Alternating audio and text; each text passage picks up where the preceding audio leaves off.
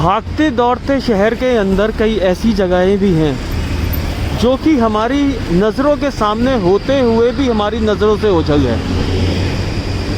ऐसी ही एक कहानी मेरे को संजीव लेखी जी ने अधचीनी से भेजी। अधचीनी मतलब आधी चुनी हुई दीवारें, जो कि बिगड़ते बिगड़ते जिसका नाम अधचीनी पड़ गया। और वहीं बिल्कुल आपकी नज़रों के सामने एक ऐसी हिस्टोरिकल इम्पोर्टेंस की जगह है जो शायद ही किसी दिल्ली वाले या शायद ही कहीं लोगों को पता होगी। वो कहते हैं कि सपनों में बड़ी ताकत होती है, और ऐसा ही एक सपना बीबी जुलेखा जी के भी आया कि जब उनके सपने में खुद खुदा ने उनसे ये कहा कि तुम्हें अपने बेटे और अपने शौहर में से किसी एक को चुनना पड़ेगा। नमस्कार, पर्पल बूट के एक्सप्लोर द अनएक्सप्लोर्ड में आपका स्वागत है।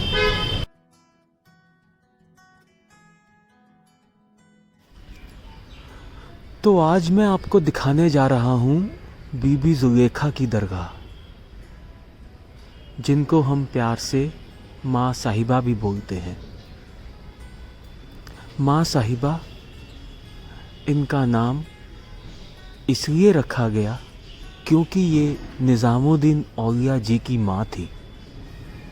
तो जब मंगोलों ने सेंट्रल एशिया में बुखारा पर हमला किया, तब ख्वाजा अली और ख्वाजा अरब बुखारा से होते हुए उस समय के एक हिंदुस्तान के प्रोमिनेंट शहर बदायूं आते हैं। बदायूं उत्तर प्रदेश का वो शहर जो कि आज किसी की नज़रों में नहीं आता, पर एक समय उसका हिस्टोरिकल इम्पोर्टेंस काफ़ी था। बहरहाल पूरा परिवार बुखारा से बदायूं आता है और जैसे तैसे अपनी ज़िंदगी को समेटता है। तब बीबी जुलेखा का निकाह ख्वाजा सैयद अहमद से तय होता है, और निकाह के बाद उनका एक बेटा और एक बेटी हुए। तो कहा यह जाता है कि बीबी जुलेखा के जो सपने थे वो बड़े स्ट्रॉन्ग थे, और इस बात की पुष्टि खुद निज़ामुद्दीन औलिया जी ने भी की है। उन्होंने कहा है, हज़रत साहब ने कहा है कि जब मेरी माँ भगवान से प्रार्थना करती थी तो वह सीधे कांटेक्ट में होती थी उनके। बहरहाल जैसा कि मैंने वीडियो की शुरुआत में बताया, तब उनको खुदा ने उनके सपने में ये पूछा कि आपको अपने बेटे और अपने पति में से किसी एक को चुनना होगा। और उस सपने में उनका जवाब था कि मैं अपने बेटे को चुनती हूँ। और उस घटना के कुछ ही दिनों के बाद उनके पति ख्वाजा सैयद अहमद जी का निधन हो जाता है। कहते हैं निज़ामुद्दीन औलिया उस समय 2 साल के थे, पर माँ साहिबा ने अपने बच्चों की परवरिश में कभी भी उनकी पढ़ाई को दरकिनार नहीं किया।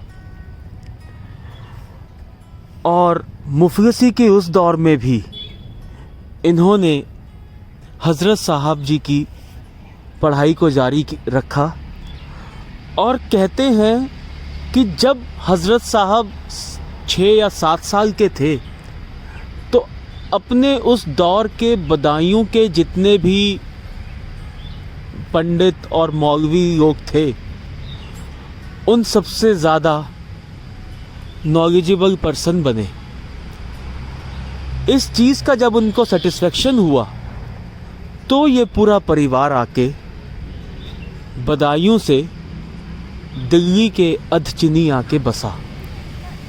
लगभग 16 साल की उम्र में निज़ामुद्दीन औलिया साहब बदायूं से दिल्ली की तरफ आते हैं, और इसी जगह पे माँ साहिबा ने अपने बच्चों की परवरिश कपड़े सिलते हुए की, और जिंदगी की जद्दोजहद से जूझती रही।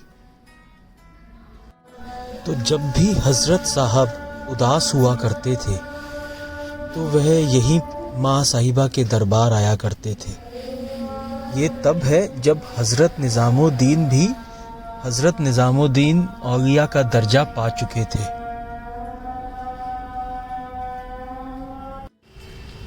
मरने से कुछ ही दिन पहले जब वह काफ़ी बीमार थी तो हज़रत साहब अमावस की रात में उनके पास आते हैं और माँ के पैरों पे अपना सर रख के लेट जाते हैं।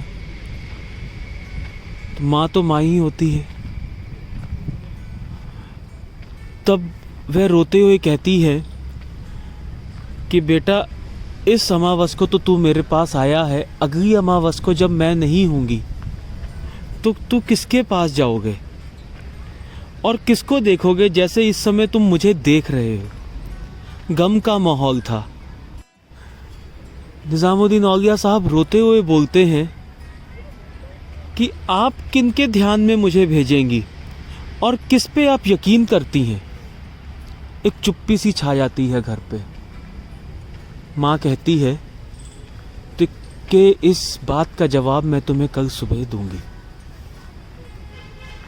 और तब वह बोलती हैं कि आप जाके सो जाइए।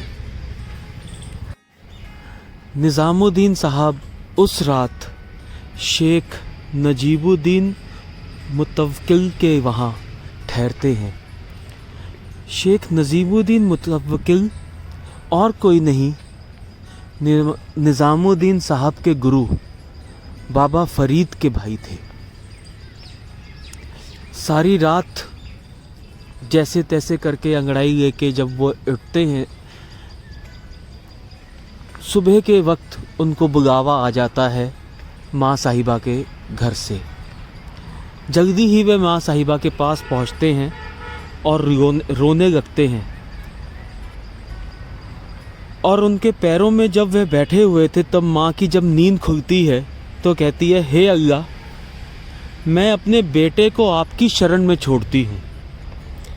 और तब जाके दोनों के चेहरे पे एक संतोष होता है और कहते हैं कि यही आखिरी लफ्ज़ थे माँ साहिबा के।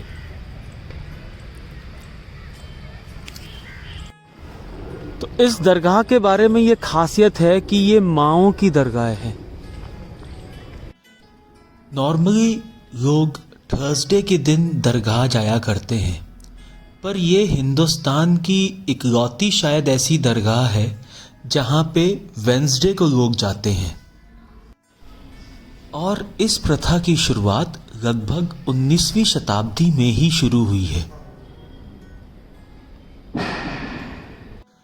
एक बार माँ साहिबा ने कहा था, बेटा, मैं देख पा रही हूँ कि तुम्हारा भविष्य बहुत उज्जवल है। तो निज़ामुद्दीन साहब कहते हैं कि माँ, ऐसा कब होगा? तो माँ ने कहा, मेरे जाने के बाद। तो पर्पल बूट की यही है राय, मनोरंजन वही जो ज्ञान बढ़ाए। धन्यवाद।